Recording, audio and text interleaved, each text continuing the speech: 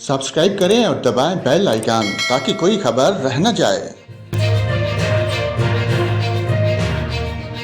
और नाजरीन, आपको बताएं, पंजाब के मुतअद्दिद इलाके आज भी शदीद धुंध की लपेट में हैं, जिसके बायस मुतअद्दिद मोटरवेज को बंद कर दिया गया।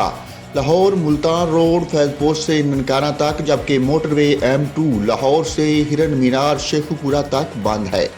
मोटरवे पुलिस के मुताबिक लाहौर सियालकोट मोटरवे M11 भी धुंध के बायस ट्रैफिक के लिए बंद कर दिया गया।